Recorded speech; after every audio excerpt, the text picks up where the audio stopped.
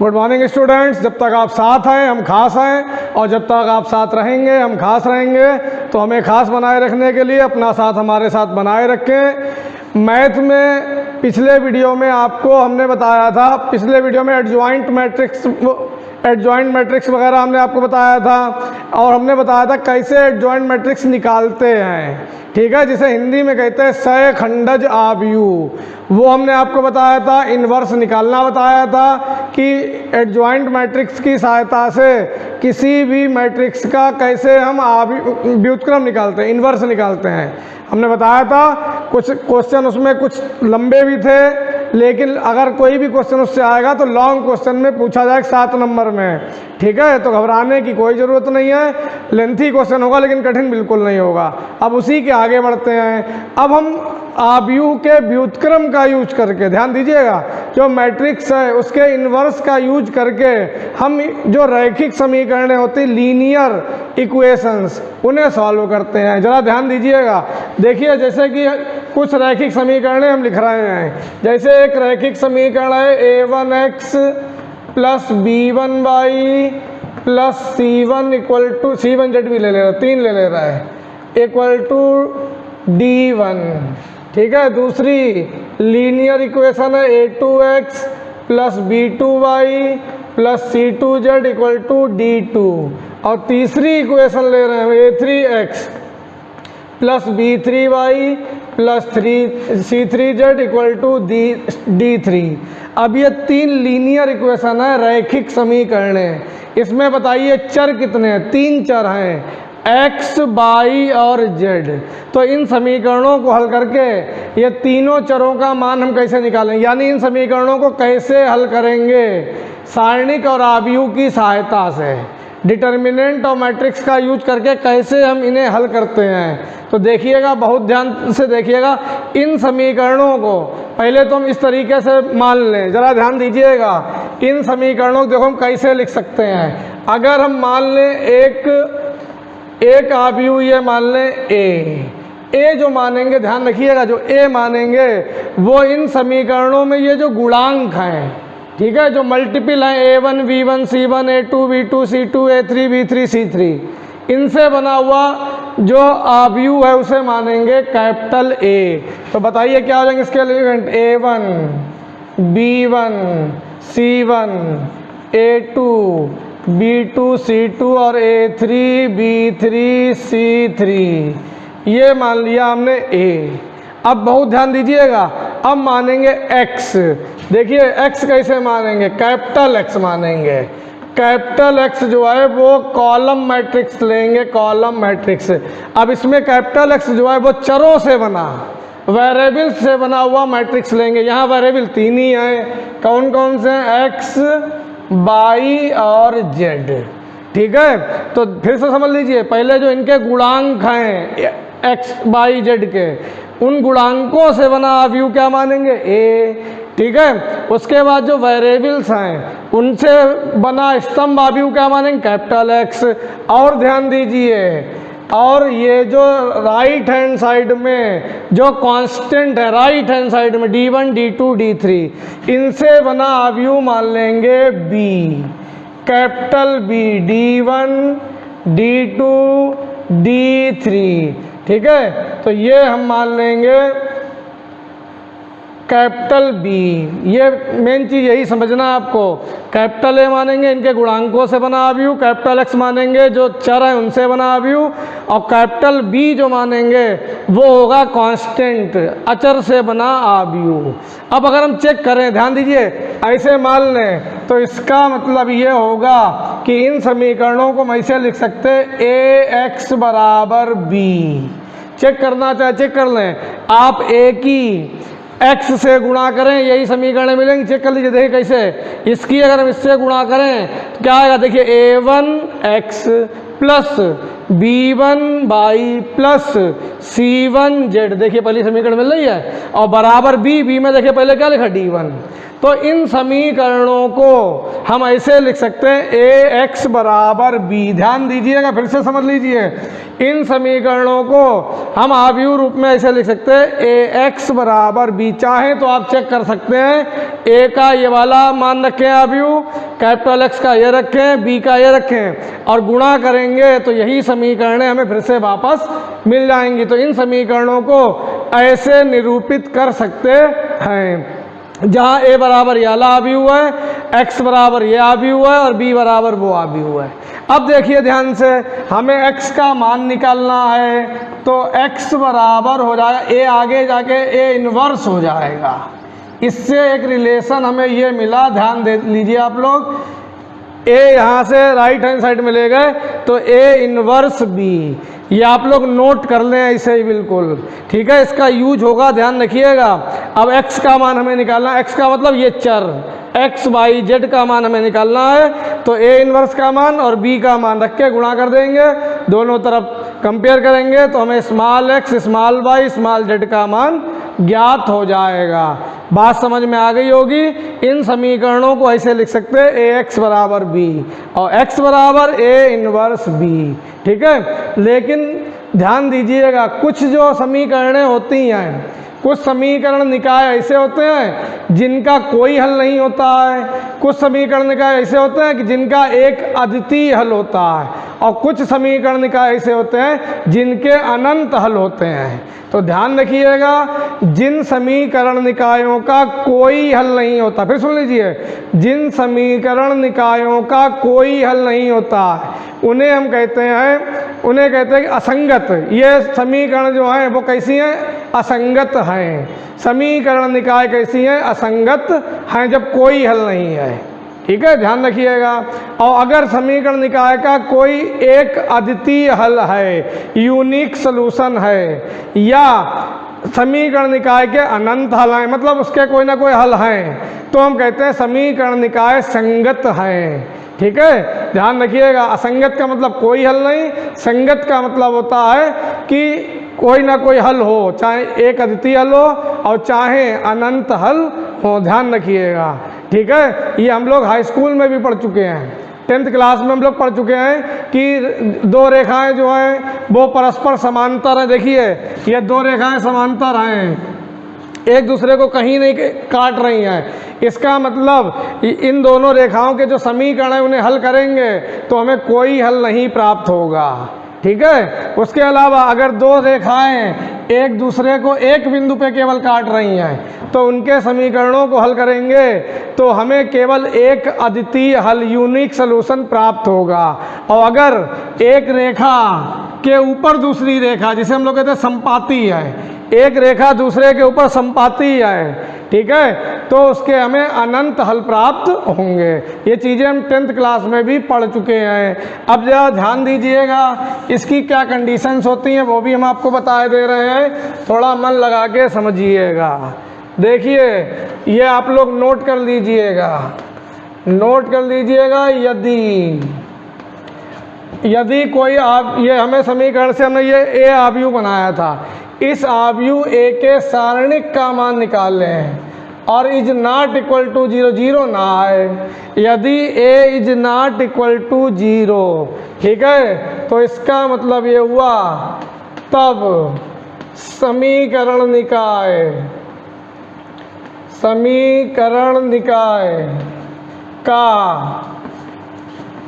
एक अद्वितीय हल होगा, यूनिक सॉल्यूशन होगा, अद्वितीय हल होगा, ध्यान रखिएगा।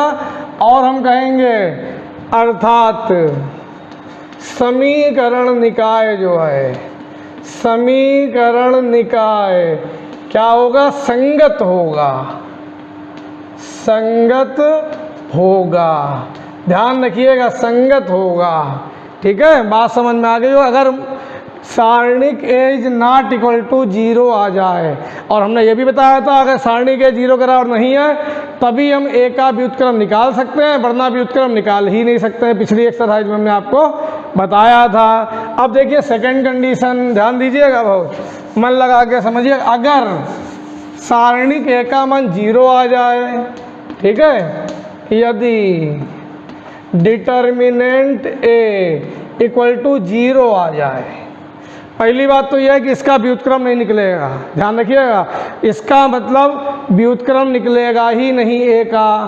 तब जो है, तब क्या होगा ये लिखे दे रहे हैं, चलिए ए इनवर्स का अस्तित्व नहीं होगा, यानी नहीं निकल पाएगा, ए इनवर्स नहीं होगा।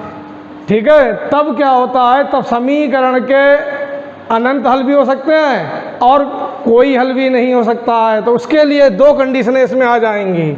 तब इसमें दो कंडीशंस है, ध्यान रखिएगा। यदि, तब हम क्या करेंगे, एडजॉइंट निकालेंगे। एडजॉइंट ए, ध्यान दीजिएगा, एडजॉइंट हम निकालेंगे। Adjoint A into B is not equal to 0 आ जाए। ध्यान दीजिएगा, एडजॉइंट ए निकालेंगे, उसकी बी से गुणा करेंगे। अगर वो 0 नहीं है तब समीकरण निकाय, ठीक है, तब समीकरण निकाय जो होगा, ध्यान दीजिएगा, समीकरण निकाय का कोई हल नहीं होगा, कोई हल नहीं होगा। और कोई हल जब नहीं होता तो हम क्या कहते हैं, असंगत होंगे। अर्थात समीकरण निकाय या दोनों समीकरण क्या होंगे, असंगत होंगे। अर्थात समीकरण निकाय असंगत होगा। ठीक है, कोई हल नहीं होगा यानी असंगत होगा।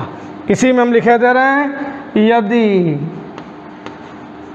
एडजॉइंट ए की गुणा करें बी से और ये 0 के बराबर आ जाए तब समीकरण निकाय के अनंत हल होंगे। कितने हल होंगे, अनंत हल होंगे। तब समीकरण निकाय के अनंत हल होंगे, इनफाइनाइट अनंत हल होंगे। और अनंत हल होंगे, ध्यान दीजिए, इसका मतलब ये हुआ कि समीकरण निकाय संगत होगा। भाई हल तो है ही कोई ना कोई, तो संगत होगा। ठीक है, यही लिखे दे रहे हैं। ठीक है, अर्थात समीकरण निकाय संगत होगा। जगह कम है, समझ लीजिएगा, संगत होगा। बात समझ लीजिएगा, जगह कम है। समीकरण निकाय क्या होगा, संगत होगा अगर अनंत हल हो तब। ठीक है, और जब कोई हल नहीं है तो असंगत होगा। बात समझ में आ गई। और संगत कब हुआ, जब determinant A is not equal to 0 होगा। चलते हैं एक्सरसाइज की तरफ, लगाते हैं क्वेश्चन, देखिए ध्यान से। देखते हैं एक्सरसाइज, ध्यान दीजिएगा। एक्सरसाइज है 4.6, मन लगा के समझिएगा। इससे 100% एक लॉन्ग क्वेश्चन जरूर जरूर जरूर आना है, इस बात का विशेष ध्यान रखिएगा। और बिल्कुल आसानी से आप लोग उसे कर लेंगे, आराम से आपके 7 नंबर पक्के हो जाएंगे।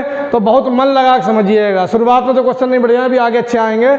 इसमें तो कुछ नहीं करना है। देखिए क्वेश्चन नंबर ध्यान से समझिएगा, 1 से लेकर 6 तक। 1 से लेकर 6 तक क्वेश्चंस में कहा है संगत तथा काय निम्नलिखित दी गई समीकरण निकायों का संगत तथा असंगत के रूप में वर्गीकरण कीजिए। यानी हमें बतानी है कौन सी समीकरण युग्म जो है वो संगत है, कौन सी असंगत है, बस ये बताना और कुछ नहीं। ठीक है, तो फिलहाल ऐसे क्वेश्चन आएंगे नहीं, अगर आएंगे तो 2 नंबर से ज़्यादा में नहीं आएंगे। फिलहाल हम बता दे रहे हैं आपको, ध्यान से समझिएगा। देखिए दो ये रैखिक समीकरणें हैं। पहली बात, जो कांस्टेंट है वो राइट हैंड साइड में होना चाहिए। देखो राइट हैंड साइड में है, जो कांस्टेंट हो अचर उसे बराबर के आगे भेज देना, यहाँ पहले ही से है। ठीक, अब यहाँ पे मानेंगे। बताइए हमने क्या बताया था, ए वाला अवयव कौन सा बताया था हमने, ए वाला। हमने ए वाला बताया था आपको जो इनके गुणांकों से बना। देखिए एक्स का गुणांक कितना है 1, वाई का गुणांक कितना है 2, एक्स का गुणांक यहाँ 2, वाई का गुणांक 3। तो ये हो गया सारणिक ए बी, सॉरी अवयव ए। बी भी निकाल दे रहे हैं, हालांकि बी का यूज नहीं होगा। बी हमने क्या बताया था, जो कांस्टेंट है। ठीक है, जो कांस्टेंट है राइट हैंड साइड में वो होगा बी। और कैपिटल एक्स हमने क्या बताया था, जो चर हैं, वेरिएबल्स हैं, वेरिएबल्स यहाँ केवल एक्स वाई हैं, तो इनसे बना अवयव लेते हैं कैपिटल एक्स। तो ए बी और कैपिटल एक्स ऐसे माना जाता है।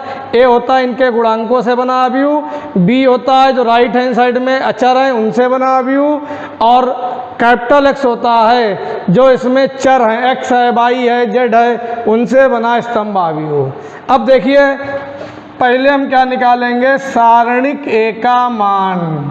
सारणिक का चिन्ह लगा लीजिए, यानी डिटर्मिनेंट का चिन्ह लगाया, इसका मान निकाल लो। देखिए ऊपर से नीचे गुणा करेंगे, 1 तिया 3, बीच में माइनस लगाएंगे, 2 दूनी 4, 3 में से 4 गया, माइनस का 1। क्या ये सारणिक ए 0 आया? 0 तो नहीं आया, तो लिखेंगे चूंकि यहाँ determinant A is not equal to 0, determinant is not equal to 0। हमने क्या कंडीशन अभी लिखवाई थी पीछे, अगर डिटर्मिनेंट ए 0 नहीं है तो समीकरण निकाय क्या होगी, संगत होगी, उसका एक अद्वितीय हल होगा। तो लिख देंगे अतः समीकरण निकाय, समीकरण निकाय जो है क्या होगी, संगत होगी, संगत होगी या संगत है।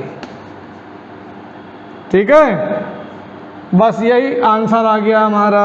अब देखिए ध्यान से, इसी का सेकंड पार्ट है, थर्ड पार्ट है। 1 से लेकर 6 तक सारे वही क्वेश्चन हैं, सब में यही हमें करना है। तो हम 1-2 आपको होमवर्क में दे रहे हैं, दूसरा, तीसरा, चौथा आपको हम दूसरा होमवर्क में दे रहे हैं, तीसरा दे रहे हैं। ठीक है, चौथा, पाँचवें ये हैं सब एक ही से, बिल्कुल एक जैसे हैं। पाँचवा आपको बताते हैं, थोड़ा मन लगा के समझिएगा, कोई क्वेश्चन ना लगे तो पूछ लीजिएगा। फिलहाल क्वेश्चन नंबर 5 देखिए, ये है 3। देखिए टाइम बर्बाद करने से कोई फ़ायदा नहीं है, जब 6 क्वेश्चन हैं, 6 में एक ही चीज़ पूछी है। अब देखिए 3 चर वाला बता दे रहे हैं, 3 चर वाला, 2 चर वाला बता चुके हैं, अब 3 चरों वाला आपको हम बता दे रहे हैं। सारे क्वेश्चन आपके क्लियर हो जाएंगे। इसमें वैसे भी हमें हल नहीं करना है, केवल हमें संगत और असंगत छांट के बता देना कौन से संगत है कौन से संगत है, और हमें कुछ करना नहीं है। अब देखिए बताइए यहाँ पे कितने कितने चर हैं, ये देखिए ध्यान से, कितने यहाँ पे वेरिएबल्स हैं। यहाँ 3 वेरिएबल हैं, x, y और z। ध्यान से समझिएगा, हमें बताना है ये समीकरण निकाय संगत है या असंगत है, इतना करना है। तो सबसे पहले आप a मानेंगे, माना a इक्वल टू, सबसे पहले आप a मानेंगे कैसे, x का गुणांक पहली वाली में 3, y का गुणांक -1 और z का गुणांक -2। दूसरी वाली में x नहीं है तो क्या लिखेंगे 0, y का गुणांक 2, z का गुणांक -1, तीसरी वाली में x का गुणांक 3, y का गुणांक -5, z नहीं है तो 0। ये तो हो गया a। अब बताइए b कैसे मानते हैं, b के लिए स्तंभ वायु लेते हैं जो कांस्टेंट है, राइट आंसर 2, -1, 3। और कैपिटल X कैसे मानते हैं, जो चर है x, y, z, यही तो है चर, ये हमने मान लिया। तो a, b और कैपिटल X ऐसे हमने मान लिया। ठीक है, अब बताइए क्या करेंगे। अब सबसे पहले निकालेंगे सारणिक a का मान, डिटर्मिनेंट a का मान निकालिए। ये चिन्ह हटा दीजिए मैट्रिक्स वाला, आव्यूह का चिन्ह हटा के सारणिक का चिन्ह लगा लीजिए पहले तो, देख लीजिए। अब इसे इसका प्रसार कीजिए। देखिए प्रसार बहुत बार बता चुके हैं, पहले नंबर पे 3 लिखा, 3 के सामने रो कॉलम छुपाएंगे, 4 अंक बचेंगे, ऊपर से नीचे गुणा, माइनस नीचे से ऊपर गुणा, 2 की 0 से 0, बीच में माइनस, -5 की -1 से +5, बीच में माइनस पहले ही से है तो यह आ गया। फिर माइनस लेंगे, माइनस पहले ही से है, यहाँ माइनस लेते हैं तो माइनस +1 हो जाएगा। 1 के सामने रो कॉलम छुपाएंगे, ध्यान दीजिएगा, 1 के सामने रो कॉलम छुपाएंगे, 0 की 0 0, -3 की -1 से -3 माइनस प्लस का 3, देख लीजिए ऐसे छुपाएंगे, 0 की 0 0, माइनस लगाएंगे, 3 की -1 से -3, -3, फिर लेंगे माइनस का 2। देखिए -2 के सामने रो कॉलम छुपाएंगे, ऊपर से नीचे गुणा, 0 की -5 से 0, 3 की 2 से 6, तो 0 -6। ठीक है, हल कर दें इसे तो सारणी के देखिए कितना आया, 5 तिया 15 माइनस का, ठीक, प्लस का 3 और माइनस प्लस 6 दूनी 12, देखो 0 आ गया आपकी बार। देखिए 12 और 3 15, प्लस का माइनस का 15, तो कितना आ गया, 0 आ गया। इसका मतलब डिटर्मिनेंट ए हमें कितना मिल गया, 0 मिल गया। और हमने इसमें 2 कंडीशन लिखवाई थी, याद रखिएगा। जब डिटर्मिनेंट ए आ जाए 0 तब समीकरण निकाय संगत भी हो सकता है, असंगत भी हो सकता है। इसके लिए हमने क्या बताया था, एडजॉइंट ए निकालें। एडजॉइंट ए निकालें, उसकी बी से गुणा करें। अब देखिए एडजॉइंट ए निकालना पड़ेगा, थोड़ा सा टाइम ज़्यादा लगेगा, लेकिन आप लोग घबराएं बिल्कुल ना। एडजॉइंट ए निकालने के लिए क्या करेंगे, ध्यान दीजिएगा। लिखेंगे ए के सहखंडों से बना आव्यूह, इसका नाम हम लोग बी रखते थे, यहाँ बी पहले ही मान चुके हैं तो क्या रख दे, अब यार पी रखे दे रहे, मान लिया इसका नाम पी है। ठीक है, बड़ा सा इसे चिन्ह लगा लिया। बहुत ध्यान दीजिएगा, बहुत ध्यान से समझिएगा। एक जॉइंट निकालना हमने पिछले वीडियो में आपको खूब अच्छी तरीके से समझा दिया था। पी माना हमने इसका नाम पी रखा है। देखिए क्या करते हैं, सबसे पहले यहाँ पे 9 सारणी के चिन्ह लगा लेते हैं, 9। ये देखिए पहली लाइन में 3, दूसरी लाइन में 3,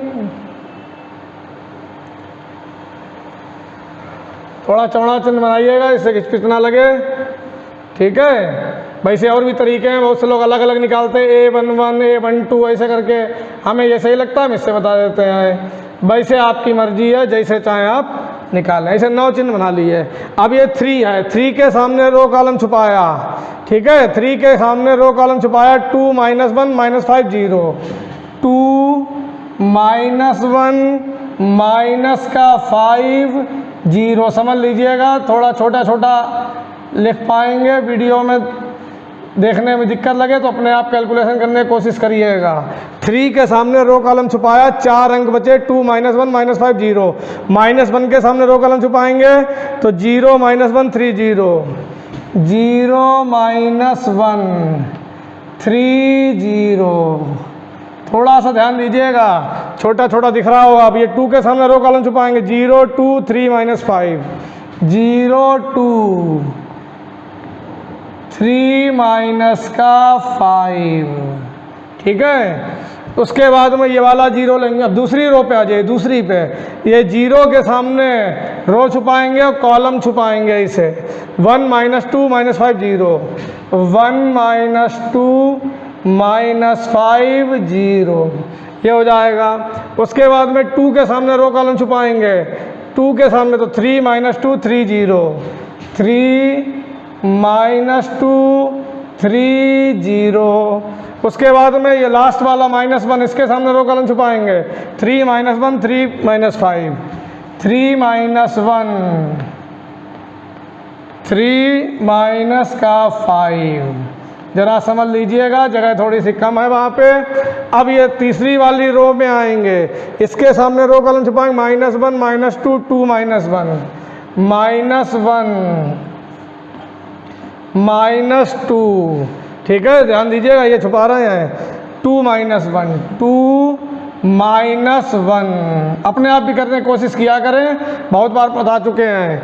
अब ये 5 के सामने रो कॉलम छुपाएंगे, 3 -2 0 -1, 3 -2 0 -1। ठीक है, देख लीजिए ध्यान से, इसे छुपाया, 3 -2 0 -1। अब इसे छुपाएंगे लास्ट वाले को, 3 -1 0 2, 3 -1 0 2। ठीक है, 3 -1 0 2।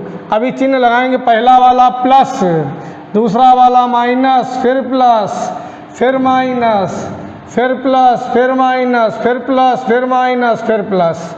ठीक है, अब इसे जो है सॉल्व करते हैं, बहुत ध्यान से समझिएगा। देखिए तो ये P बराबर आ गया, इसे थोड़ा सॉल्व कर लें। देखिए 2 की 0 से 0, -5 की -1 से +5, 0 -5। अगला आएगा 0 प्लस का 3, बाहर लगा है माइनस। उससे अगला आएगा 0 माइनस का 6। ठीक है, देख लीजिए 0 प्लस का 3 माइनस में प्लस, और ये 0 माइनस का 6, ऐसे ये वाला आएगा माइनस में। ये देखिए 1 की 0 से 0 माइनस 5 दूनी 10।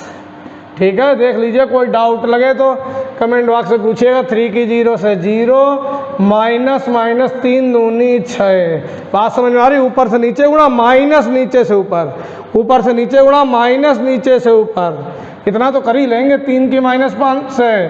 जब लंबे सवाल हुआ करें तो थोड़ा आप लोग कॉपरेट किया करें। 3 एकम 3 माइनस माइनस प्लस 3, और एक माइनस ये बाहर भी चल रहा है, एक माइनस ये बाहर चल रहा है।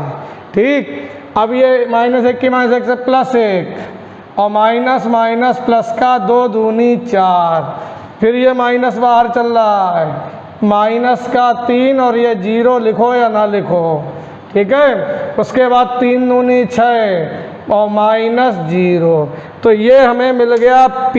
बहुत ध्यान से समझिएगा, ये हमें P मालूम चल गया। आते नहीं है ऐसे सवाल, फिर भी हम बता दे रहे हैं, ये पूरा आएगा तो इन्वर्स निकालने को आएगा या समीकरणों को हल करने का आएगा। देखिए माइनस माइनस प्लस 10, 6, -15 में से 3 गया -12, माइनस माइनस प्लस का 12, और ये 4 और 1 5, और ये माइनस माइनस प्लस का 3, ये प्लस का 6। ठीक है, ये आ गया P। अब एडजॉइंट ए क्या होता है? एडजॉइंट ए, घबराइएगा ना, थोड़े से लंबे सवाल हैं, लेकिन घबराने कोई ज़रूरत नहीं है। एडजॉइंट ए क्या होता है? एडजॉइंट ए होता है ये जो सहखंडों से बना भी हुआ है, इसका परिवर्त, P का परिवर्त, ट्रांसपोज ऑफ P। तो जो इसकी रो है उसे कॉलम में बदल दीजिए, कॉलम को रो में बदल दीजिए। देखिए बहुत ध्यान से, देखिए पहली रो है -5, -3, -6, दूसरी रो है 10, 6, 12, तीसरी रो है 5, 3, 6। तो रो को कॉलम में बदल दिया, ये आ गया P का ट्रांसपोज, यही कहलाता है एडजॉइंट ए। ठीक है, अब जरा ध्यान दीजिए, एडजॉइंट ए की B से गुणा करें। ये एक बात आपको और बता दें, ये वाला पूछते भी नहीं हैं, जिसमें सारणिक ए 0 आ जाए वो वाला क्वेश्चन पूछा ही नहीं जाता 99%। फिर भी हमने आपको बता दिया, जिससे आप दोनों टाइप के क्वेश्चन सीख लें, जिसमें सारणिक ए का मान 0 के बराबर है और जिसमें 0 के बराबर नहीं है। दोनों टाइप के एक एक सवाल हमने आपको बता दिया। 2 चर वाला पिछला था, ये 3 चरों वाला है। हम कोशिश करते हैं आपको ज़्यादा से ज़्यादा सवाल बता दें। ठीक है, हर टाइप के सवाल बता दें, इसलिए कुछ सवाल लेंथी जो होते हैं लंबे वाले वो भी हम लगवा देते हैं। टाइम ज़रूर थोड़ा लगता है, लेकिन आप लोग कतई सीख जाएंगे, कोई दिक्कत उसमें आपको नहीं होगी। फिलहाल एडजॉइंट ए आ गया। अब हमने बताया था एडजॉइंट ए की गुणा करेंगे किससे? B से ज़रा गुणा करिए। देखिए एडजॉइंट ए ये लिखा हुआ है, -5, -3, -6, 10, 6, 12, 5, 3, 6, और B क्या था हमारा? B हमारा था 2, -1 और 3। एक तो था B, देख लीजिए पीछे, यही था B। अब इन दोनों की गुणा करें, अगर ये आ जाए 0 के बराबर तो समीकरण क्या होगा? संगत होगा, और अगर 0 के बराबर ना आए तो समीकरण निकाय असंगत होगा। पीछे देख लीजिए कंडीशन हमने लिखवाई थी। अब देखिए गुणा करें, पहली रो की पहला कॉलम एक ही कॉलम है, पहला क्या? -5 की 2 से -10, जोड़ते जाएंगे, 10 की -1 से -10, 5 तियाँ प्लस का 15। देख लीजिए -5 की 2 से, -10 की -1 से, 5 की 3 से। अब दूसरी रो की करेंगे, -3 की 2 से -6, 6 की -1 से -6, 3 की 3 से प्लस का 6, सॉरी 9 3 तियाँ 9, तीसरी रो की 6 दूनी 12, 12 एकम 12, 6 तियाँ 18। देखो 0 नहीं आ रहा, देखने में पता चल रहा, कहाँ जीरो आया, 10 10 20 में से 15 आ गया, माइनस का बचा 5 6 6 12 में से 3 गया, माइनस का 3 और 12 12 24 में से 18 गया 6। ठीक है, देख लीजिए यहाँ से इसे घटाएंगे बचेगा प्लस का 6, यहाँ घटाएंगे माइनस का बचेगा 6। क्या ये एडजॉइंट ए इंटू बी क्या जीरो आया? जीरो नहीं आया। देखो कहाँ जीरो आया, जीरो नहीं है। देखिएगा ध्यान से, तो लिखेंगे चूंकि यहाँ क्या लिखवाया था हमने, adjoint A into V is not equal to zero, zero नहीं है, अतः समीकरण निकाय क्या होगा, असंगत होगा। देखिए पीछे हमने लिखवाया था समीकरण निकाय असंगत होगा। ठीक है, ये आ गया आंसर। घबराना नहीं, ये पूछते नहीं है सवाल, ध्यान रखिए। आएगा तो समीकरण हल करने वाला आएगा, अभी आगे आने वाले सवाल हैं, ध्यान रखिएगा। ये था हमारा क्वेश्चन नंबर कौन सा था, 5वां था। ठीक है, देखिएगा ज़रा ध्यान से, कहाँ गया, हाँ 5वां था। अब हम आपको बताते हैं समीकरण को हल करने का तरीका, मन लगा के बहुत समझिएगा। अब ये आएंगे 100%, इसमें से क्वेश्चन 100% आना ही आना है। देखिए क्या कहा है, निम्नलिखित प्रश्न 7 से 14 तक प्रत्येक समीकरण निकाय को आव्यूह विधि से हल कीजिए। कौन सी विधि से, आव्यूह विधि से हमें इन समीकरणों को हल करना है।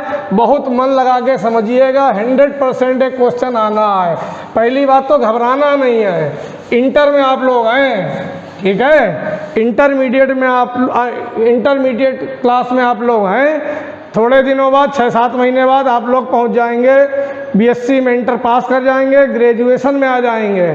ठीक है, फिर ग्रेजुएशन करने लगेंगे, और ग्रेजुएशन वाला बच्चा बहुत बड़ा माना जाता, छोटा नहीं माना जाता है। तो इसलिए आप लोग बहुत मन लगा के पढ़ाई करें और घबराया ना करें। छोटे मोटे सवाल जरा से लेंथी हो गए तो घबरा गए कि हाय रे कैसे लगेगा, कैसे क्या। जब हम आपको समझाने के लिए आए तो आपको कोई टेंशन लेने की ज़रूरत नहीं है, बस मन लगा के समझते रहिए। हमारे वीडियो रेगुलर देखिए, टाइम से बिल्कुल। ये नहीं वीडियो अभी आया आप 4 घंटे बाद देख रहे हैं, या आधा वीडियो देख लिया, आधा वीडियो थोड़ी देर बाद देख रहे हैं, ऐसे नहीं काम चलेगा। रेगुलर वीडियो आप देखिए। अगर आपका हेडफोन है तो हेडफोन कान में लगा लीजिए, तो और अच्छा क्लियर समझ में आएगा। कॉपी और किताब और पेन लेके बैठा करें, सवाल एक एक नोट करते जाया करें।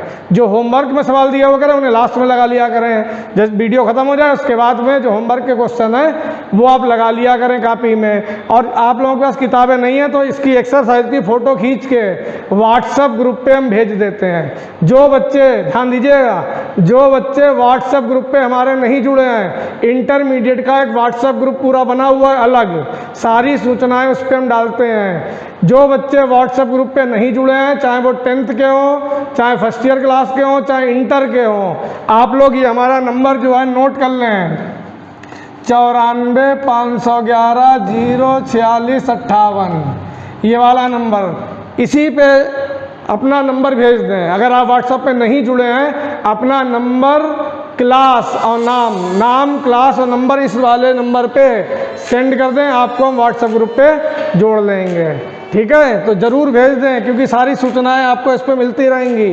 कौन सी वीडियो किस पे पहुंचेगी वो सब इस पे आपको मिलता रहेगा। ठीक है, फिलहाल स्टार्ट करते हैं एक्सरसाइज। ज़रा मन लगा के थोड़ा समझिएगा। 7 से लेकर 14 तक सारे क्वेश्चन एक ही जैसे हैं, 7 से 14 तक के सारे क्वेश्चन। तो पहले हम बताते हैं आपको 7वां सवाल। इसके 2-3 सवाल हम आपको बता दे रहे हैं। कहा है आव्यूह विधि से समीकरण निकाय को हल कीजिए। कौन सी विधि से? आव्यूह विधि से।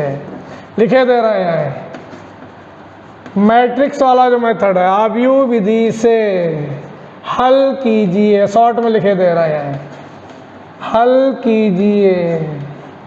ठीक है, आव्यूह विधि से हल कीजिए। क्वेश्चन नंबर 7 है, ध्यान से समझिएगा। 5x + 2y, पहले 2 चर वाला एक बता रहे हैं, = 4, 7x + 3y = 5। ये 2 चर हैं इसमें वेरिएबल कितने हैं? वेरिएबल कितने हैं? 2 हैं, x y। तो पहले हम 2 वाला एक बता रहे हैं, फिर एक आपको 3 वाला भी हम बता देंगे। सबसे पहले क्या करते हैं बताइए, सबसे पहले ए बी और एक्स मानते हैं। तो सबसे पहले माना मैट्रिक्स ए, देखिए x का गुणांक 5, y का गुणांक 2, ऐसे इसमें x का गुणांक 7, y का गुणांक 3, ये मान लिया मैट्रिक्स ए। ठीक है, ये मैट्रिक्स ए मान लिया। अब क्या करेंगे, ध्यान दीजिएगा, अब मानेंगे मैट्रिक्स बी मान लीजिए या एक्स मान लीजिए। पहले बी मानते हैं, देखिए बी क्या मानते हैं, ये वाला लेंगे 4 - 5, ये हो गया बी। और कैपिटल एक्स कैसे मानते हैं, ये जो इनके चरों से बना हुआ है एक्स और वाई, चरों से बना मैट्रिक्स एक्स लेते हैं और जो अचर हैं राइट हैंड साइड में वो बी लेते हैं, और जिनके गुणांकों से बना है वो होता है कैपिटल ए। ठीक है, बात समझ में आ गई, ए बी और एक्स हमने मान लिए।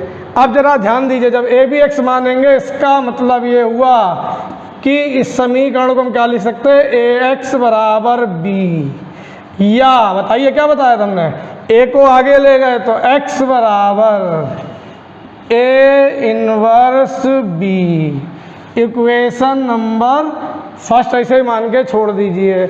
अब हम ए इनवर्स निकालें, ध्यान दीजिएगा, अभी ये सब पीछे बता चुके हैं। ए होता है इनके गुणांकों से बना अवयव, बी होता है राइट हैंड साइड में जो अचर होते हैं अचर उनसे बना अवयव, और कैपिटल एक्स होता है जो इसमें वेरिएबल होते चर एक्स वाई वगैरह उनसे बना अवयव। जब इन्हें हम मानेंगे तो इन समीकरणों को ऐसे लिख सकते हैं, ए एक्स बराबर बी, ए को आगे ले जाएंगे इन्वर्स लग जाएगा। अब हम ए का इन्वर्स निकाल के यहाँ पे रख देंगे। तो देखिए ए इन्वर्स निकालने के लिए सबसे पहले सारणिक ए निकालिए, डिटर्मिनेंट ए आपको निकालना होगा। डिटर्मिनेंट ए क्या करें, ये हम आव्यूह का चिन्ह हटा के सारणिक का चिन्ह लगा लें। ध्यान दीजिए, आव्यूह का चिन्ह हटा के सारणिक का चिन्ह लगा दिया, ऊपर से नीचे की तरफ गुणा करेंगे। 5 तियां 15 -7 दूनी 14, 15 में से 14 गया 1, देख लीजिए 5 तियां 15 -7 दूनी 14, 15 में से 14 गया बचा 1। तो ये डिटर्मिनेंट ए का मान आ गया कितना, 1 आ गया। बात समझ में आ गई होगी। अब हम क्या करें बताइए, अगर ये 0 आ जाता तो लिख देते, अगर ये 0 आ जाता तो लिख देते समीकरण निकाय का कोई हल संभव नहीं है, समीकरण निकाय जो है असंगत है। फिलहाल एडजॉइंट ए निकालना है तो लिखेंगे ए के सहखंडों से बना आव्यूह। 2 वाला तो बहुत आसानी से निकल जाता है, इसका नाम रख लें, बी तो मान चुके हैं, पी मान ले रहे पी। कैसे करेंगे देखिए, ये ए है, इसके सहखंडों से बना हुआ। सबसे पहला क्या 5, 5 के सामने वाली रो छुपा लीजिए, कॉलम छुपा लीजिए, जिसमें 5 आ रहा है इसे छुपा लिया, तो हमें क्या मिला, केवल मिला 3। ठीक है 3। अब ये 2 है, 2 के सामने कॉलम और रो छुपा लें, क्या मिलेगा 7। ठीक है, फिर ये वाला 7 है, इसके सामने रो कॉलम छुपाएंगे, क्या मिलेगा 2। फिर उसके बाद ये 3 है, 3 के सामने रो कॉलम छुपाएंगे, क्या मिलेगा 5। और बताइए हमने चिन्ह क्या होता है 2 वाले में, प्लस माइनस माइनस प्लस, याद है या भूल गए। 2 वाले में 2 रो 2 कॉलम में प्लस माइनस माइनस प्लस, तो ये प्लस ये माइनस फिर माइनस फिर प्लस, ध्यान रखिएगा ये गलती ना कर दीजिएगा, प्लस माइनस माइनस प्लस। ये 2 रो 2 कॉलम वाला है, तो ये एक के सहखंडों से बना आव्यूह आ गया। अब हम एडजॉइंट ए निकालने जा रहे हैं, ध्यान से समझिएगा। एडजॉइंट ए ऊपर लिख रहे हैं तो इसलिए एडजॉइंट ए क्या होता है, इसका P का परिवर्त लिखे दे रहे हैं, P का परिवर्त ट्रांसपोज ऑफ P, जिसे हम लोग P डैश लिखते हैं। बताइए क्या करें, जो रो है उसे कॉलम में बदल दें। देखिए रो है 3 - 7, इसे कॉलम में लिख दिया, दूसरी रो को कॉलम में लिख दिया, तो ये हो गया P का परिवर्त, ये बन गया हमारा एडजॉइंट ए बन गया। ठीक है। अब जरा ध्यान दीजिए, ए इनवर्स निकालने बताइए ए इनवर्स का क्या सूत्र होता है। ये सूत्र भूल गए होंगे आप लोग, मन लगा के पढ़िए, पीछे का जरूर याद रखिए। पीछे का नहीं याद होगा तो आप लोग बिल्कुल भी कोई सवाल नहीं लगा पाएंगे। ए इनवर्स बराबर क्या होता है, एडजॉइंट ए अपान डिटर्मिनेंट ए। ठीक है, तो देखते हैं ए का मान हमने क्या निकाला, डिटर्मिनेंट ए का मान 1 है। यहाँ पे बट्टे में 1 लिखेंगे तो 1 ही आएगा, लिखे या ना लिखें। तो एडजॉइंट ए का मान देखें क्या निकला हुआ है, 3 -7 -2 5। ठीक है, अब इसमें रख दें समीकरण 1 में। समीकरण 1 में सभी मान रखने पर, बस आ गया, सभी मान रखने पर। देखिए इक्वेशन फर्स्ट में हम सारे मान उठा के रख रहे हैं, थोड़ा मन लगा के समझिएगा। ये लिखी समीकरण 1, x का मान है मैट्रिक्स x y। ए का मान कितना, ए इनवर्स का, ए इनवर्स का मान कितना है, ये लिखा हुआ है 3 -7 -2 5। और बी का मान क्या था, -4 5 कितना था, बी का मान था हमारा कितना, 4 5। बी का मान है 4 5, डिटर्मिनेंट के अंदर मैट्रिक्स के अंदर 4 5। हाँ यही था, ठीक। अब बस कोई खास बात नहीं, गुणा कर दीजिए, आंसर हमारा आ जाएगा। गुणा कैसे करते हैं, पहली रो पहला कॉलम, उसमें एक ही कॉलम है, 3 की 4 से 12, -2 की 5 से 10 माइनस का जोड़ दिया, -7 की 4 से -28, 7 चौक 28। ठीक है, फिर 5 की 5 से 25। ठीक है, तो क्या बचा हमारे, 12 में से 10 गया 2, माइनस का 28 है, ये थोड़ा बड़ा लिख गया समझ लीजिएगा, माइनस का 28 और 25 प्लस का तो 3। ठीक है, दोनों तरफ कंपेयर कर दीजिए, बताइए यहाँ x है, यहाँ कितना है 2, तो अतः x बराबर आ गया 2। और y यहाँ है, यहाँ कितना है 3, y बराबर कितना हो गया 3। यही कहलाएगा समीकरण निकाय का हल। उम्मीद है क्वेश्चन आपको समझ में आ गया, थोड़ा सा लेंथी है लेकिन लॉन्ग क्वेश्चन में पूछा जाएगा। ठीक है, x का मान 2 और y, एक मिनट ये माइनस देखिए छूट गया, माइनस छूट गया, एक मिनट, माइनस का 28 था प्लस का 25, -3 है, वो तो खैर आप लोग कर ही लेंगे, कोई सी बात नहीं। तो ये हमारा आंसर आ गया। ठीक है, देखते हैं अगला क्वेश्चन। अगले पार्ट में अगला क्वेश्चन बताएंगे आपको हम, क्योंकि वीडियो बहुत लंबी हो गई है, लगभग 45 मिनट 50 मिनट की वीडियो हो चुकी है। तो एक हमने पार्ट आपको बता दिया है, बाकी के कुछ पार्ट आपको घर पे लगाने हैं। इसके हम फोटो जो हैं भेज देंगे, अगर किसी के पास किताब नहीं है तो इसकी एक्सरसाइज के क्वेश्चंस के फोटो हम व्हाट्सएप ग्रुप पे भेज देंगे। जो भी बच्चे वीडियो देख रहे हैं अगर वो व्हाट्सएप से नहीं जुड़े हैं हमारे व्हाट्सएप ग्रुप से, तो ये नंबर है हमारा 94 511 046 58। ये व्हाट्सएप नंबर, कॉलिंग नंबर दोनों, इस पे अपना नाम, क्लास, ध्यान रखिएगा, नाम, क्लास और व्हाट्सएप नंबर लिखकर भेज दीजिएगा। आपको हम ग्रुप में ऐड कर लेंगे, जिससे आपको ये एक्सरसाइज की सारी फ़ोटो मिलती रहे, सारी जानकारी मिलती रहे। ये सभी, कोई भी क्लास का बच्चा हो, इसी नंबर पे अपना नाम, क्लास, सब्जेक्ट और व्हाट्सएप नंबर भेज दे, उससे हम ग्रुप में जोड़ देंगे। उम्मीद है आज के क्वेश्चन आपको समझ में आ गए। थोड़े से 1-2 क्वेश्चन लेंथी थे लेकिन लॉन्ग क्वेश्चन में पूछे जाते हैं। ठीक है, इसी टाइप के 1-2 क्वेश्चन आपको अगले वीडियो में बता देंगे, तो एक्सरसाइज आपकी खत्म हो जाएगी। मिलते हैं अगले वीडियो में, थैंक यू।